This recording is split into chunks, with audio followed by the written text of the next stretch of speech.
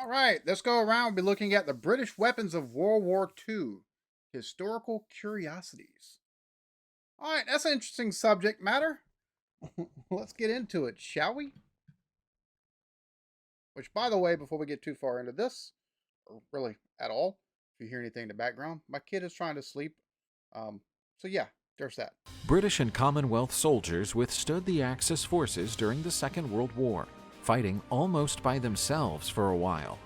In their struggle to withstand the enemy forces, the Crown's brave soldiers had outstanding equipment at their side that became iconic for its battlefield efficiency. Today's video will introduce you to the most iconic weapons used by the British during the Second World War. The iconic Lee Enfield rifle was the mainstay of the British infantry, first introduced in the beginning of the 20th century. This was the standard rifle of the British Army during the First and Second World Wars. Its reliability, durability, and accuracy made it one of the favorite weapons among soldiers. And it's still an iconic weapon today. Like it's very still highly looked upon for sure. It is renowned for its bolt-action mechanism, providing fast and smooth firing. Fitted with a .303 British cartridge, it had a 10-round magazine capacity, twice that of most contemporary rifles. Its adjustable sights were perfect for varying distances, increasing combat precision. The Lee Enfield stood out in medium to long-range combat. Its ability to load quickly and fire in rapid succession gave British soldiers a substantial advantage in heavy firefights.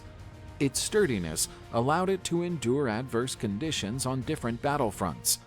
For all its qualities, the Lee Enfield had its downsides. It was longer and heavier than many modern rifles, something of a challenge in close combat or rapid maneuvering. Servicing the rifle also required careful handling, especially in dirty and muddy environments. The Lee Enfield went on to represent the British soldiers' toughness and skill.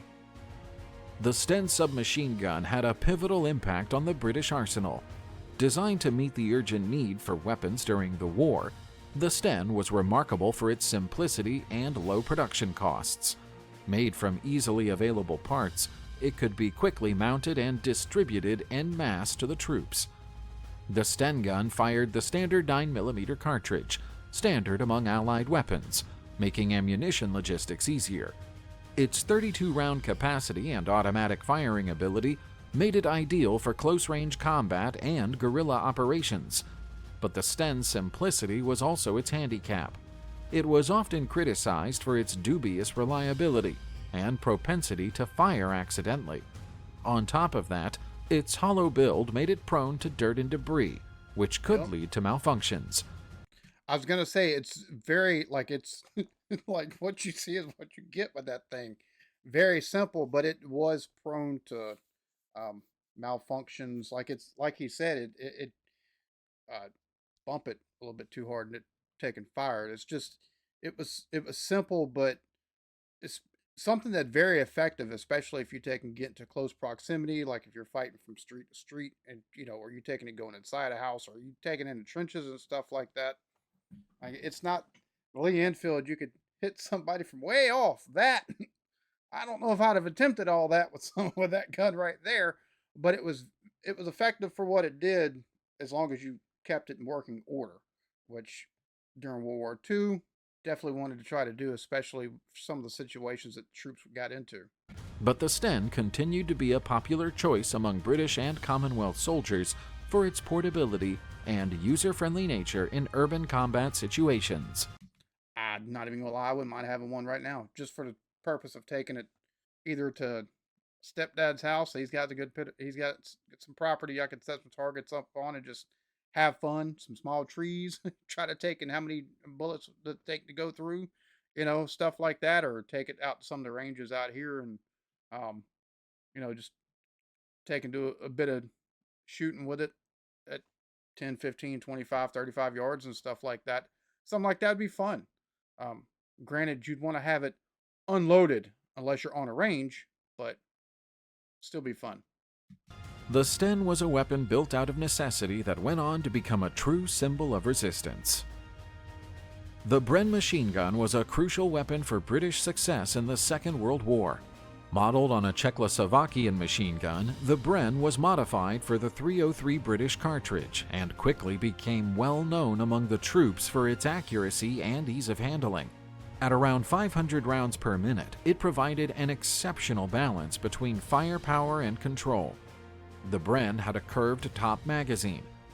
I was about to say that curved top magazine. Even today, you take a look at these, machine guns of that type. The machine guns of today, and they've got either it's belt fed, and you've got a space on or and space underneath for the actual bullets themselves.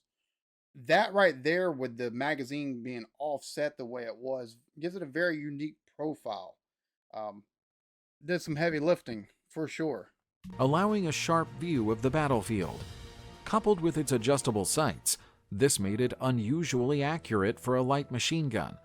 Its quick-change barrel also meant it could be used throughout prolonged combat. The Bren light machine gun stood as one of the most trusted and effective weapons of the British and Commonwealth infantry. It performed a vital role in several campaigns, proving to be a priceless resource on the battlefield. This was not just a weapon, but a badge of military prestige and tradition. The Webley revolver was renowned for its sturdy reliability and signature design. Featuring a short barrel and an ergonomic handle, it was ideally suited for swift and effective use in close-quarters combat scenarios. The revolver fired the powerful .455 Webley cartridge, renowned for its stopping power. Jesus. The 6-shot capacity and break action rendered reloading fast and effortless, a vital feature in the heat of combat. The Webley's endurance was legendary. Its rock-solid design meant it could withstand the hardships of war, ranging from the muddy trenches to the desert's barren terrain. The Webley continued to be a favorite among British officers. Its dependability, ease of handling, and effective firepower meant it was a sought-after tool on the battlefield. The Brody helmet was not just a protective piece of equipment, but also a symbol of British military identity. The Brody helmet was originally introduced during the First World War and was still used in the Second due to its effectiveness. With its unique dome-shaped design, it provided vital protection against shrapnel and head injuries. Crafted from heavy-duty steel, the helmet was long-lasting and able to withstand considerable impact. Its padded interior offered some comfort for the soldier, an important factor during long periods of use.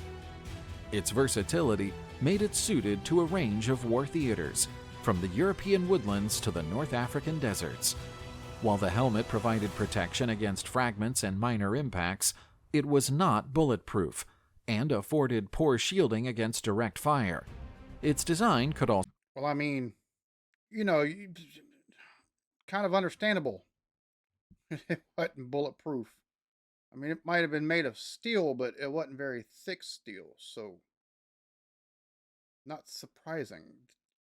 One thing if you get rocks kicked up, or even, you know, s- even some, ricochet or something like that, but or ricocheting of a bullet hitting something, but like a direct hit from a, yeah, probably I would venture a guess that probably anything over a 22, and even probably possibly a 22 might go just clean through it. restrict the soldier's hearing and peripheral vision. Nevertheless, the Brody helmet represented an essential component for the British soldier. The Boy's anti-tank rifle was developed in 1930 and became one of the first efforts to provide the infantry with a handheld means of countering tanks. With a mighty 55 Boy's cartridge, it could penetrate Christ. the light armor of enemy vehicles and tanks of the time. The rifle was renowned for its staggering size and hefty weight, making it a challenge to maneuver and operate. I could see the reason why you would have to take and maybe probably use that on the ground, especially with the looks like the little, I would say tripod, but it looks like a one singular mounted spot or piece right there. But that is massive. The Bren itself, the light machine gun, that would have been a heavy weapon. This the barreling and everything else, like it broke. And 55, Jesus Christ, there ain't much that's not gonna go through. That's for damn sure. I love the fact that it looks like the Bren, but it's very much not the Bren because it's got that offset. When you get hit by something like that, that's vaporization, at least of whatever part of the body that it hits. It was generally operated in a prone position, using a bipod for stability. One of the boy's key features was its ability to provide anti-tank firepower to small infantry units, letting them deal with armored threats without requiring artillery or tank support. As the war progressed and enemy tanks became more heavily armored, the boy's anti-tank rifle started to lose its effectiveness, making it obsolete. The boy's is celebrated as an innovative anti-tank weapon and marked an important step in the evolution of military tactics and technology. The PIAT anti-tank gun was launched in 1943, following the development of more robust enemy tanks. It was a significant improvement on previous anti-tank methods, blending portability with effective firepower. This weapon fired an anti-tank grenade that could punch through medium tank armor. Its portable nature allowed infantry troops to carry it with ease. The PIAT did have its drawbacks, however. Its range was fairly short, and the heavy recoil when firing was a major challenge for many operators. The complexity of its mechanism also meant that it required thorough training and maintenance. Notwithstanding these limitations, the PIAT served a key role in several battles, while proving to be a highly useful tool for the British and Commonwealth infantry. The jungle carbine, known officially as the No. 5 rifle, responded to a need for a lighter, more compact rifle for British troops. That looks like an iteration on the Enfield itself. It looks like instead of having a bolt action, it's got the repeating action that you would have, but it looks like it's got the same setup as far as just look of it as an Enfield, which pretty gun. Not even gonna lie, that's beautiful. Fighting in jungle regions such as Southeast Asia. It was remarkably shorter and lighter than the standard Lee Enfield rifle, making it optimal for combat in thick, enclosed terrain. Despite its reduced size, it kept the same firepower as the rifles, using the .303 British cartridge. Oh, wow. Its agility allowed soldiers to move quickly and handle the jungle carbine with ease in tight spaces. And packed a hell of a punch. Its scope was adjustable and intended for quick engagement with short-range targets. But the carbine's recoil was much stronger due to its reduced size and weight. Also, accuracy problems were widely reported, attributed to issues with the shortened barrel and sighting system. Notwithstanding these difficulties, the jungle carbine continued to be a worthy weapon in the unforgiving wilderness conditions of Southeast Asia. Developed early in World War II, the Lanchester was modeled on the famous German MP-28 submachine gun and was conceived to meet the Navy's urgent need for an effective defensive weapon for its crews. This submachine gun proved to be robust and reliable, firing the 9mm Parabellum cartridge standard. I was about to say, it looks a lot beefier than the previous small machine gun that we've seen. Let's see which. Yeah, the Sten. It looks like it's, instead of having all one body with the ammo coming in off the side, you got the wooden stock there, and it looks like a beefier barrel. Now I know that it's a. Anyways, it looks like just overall it's a much more sturdy gun, and probably, if I had to venture a guess, just looking at it, looks like it probably give fewer problems. As far as dirt and stuff like that, it might take and have to deal with it. With any gun, you want to keep it clean, especially in the realm of combat. But this looks like it might have been a little bit more reliable. Definitely looks like a step up at the very least. Among the Allied forces, its firing rate was manageable, allowing users to achieve greater precision during combat. The Lanchester's main strengths were its simplicity and effectiveness. A 50-round magazine offered substantial firepower, making it perfect for close-range defense on ships or in boarding operations. But the weapon was fairly expensive and time-consuming to produce, restricting its availability. The Lanchester submachine gun was a treasured asset for the Royal Navy. Its strength and reliability turned it into an essential tool for naval defense and special operations during the war. In 1940, the sticky bomb was released to meet the Shit. I've taken play with this bit of presentation. I love how he moved from from that submachine gun to the sticky bomb. Hell yeah! What? All right. Let's be quite effective and quite annoying. urgent need for an effective anti-tank weapon that could be used by infantrymen. Its most distinctive feature was the outer adhesive coating, allowing the grenade to stick to armored vehicles. This weapon was a sphere with a powerful explosive charge. The sticky outer shell was shielded by a layer that the soldier removed before use. Once thrown and stuck to the target, the grenade was detonated, piercing and potentially crippling the tank. One of the sticky bomb's strengths was its simplicity and effectiveness against lighter armored tanks. It provided infantrymen with a means of engaging enemy tanks in scenarios where other anti-tank weapons were unavailable. I was going to say, just real quick, something like that, especially earlier on before everything become beefed up, would be almost necessary because you've got the anti-tank gun, right? And in lieu of something like that, or the, no, where was it? There, the PIAT. So in lieu of either one of those, anti-tank gun or the PIAT, having soldiers that have this, 2 or 3 soldiers within your unit having something like this, if any of them are able to take and get positioned to where they can actually effectively get one stuck somewhere on it to cripple it, whether it be the tracks or somewhere just above it or something like that, to where it can render it inoperable, it changed the face of a battlefield really quick, like. So that's definitely or in ambushes. But it was extremely tricky to handle and transport due to its sticky and delicate nature, and its grip could be impaired in wet and muddy conditions. So guys, were you a British infantryman? Which of these weapons would you prefer to hold in your hands on the battlefield? Share your opinion in the comments. If you enjoyed this video, please like it, and we'll see you in the next one.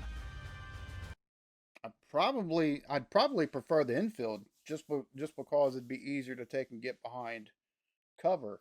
Whereas with the Bren, you'd have to have either you'd have to have something on either side of you to somewhat protect you. You'd have to find a crevice. Otherwise, you're kind of in a position of stationary, or with it down here and you're still out in the open, you're a bigger target that way. Either that or one of the submachine guns, just because it's up close and personal, but it's be hell on wheels, that's for damn sure. Very interesting video. It's interesting to take and see, especially where it showed the anti-tank gun, and then once the tank started becoming more armored, then you got the PIAT, which anti-tank grenade or whatever, and the effective range on it might have been shorter, but at the same point in time, something like that, you got to take and improvise where you can. But the jungle rifle, I understand the reason why it was inaccurate. When you're taking short in the barrel like that, yeah, for a 303 round, it's firing the same round as the Enfield. What? Yeah, it's going to be a little bit less accurate. What? You don't have that length with the rifling for it to hit the mark like it ought to. So, yeah. But the maneuverability, especially in a situation like it's talking about in the Pacific theater of war, jungles and stuff like that, maneuverability was king. So, very interesting video. We have to look at more stuff like this. I like stuff like this. I hope y'all enjoyed this. Y'all be good to each other. Love yourselves. Peace.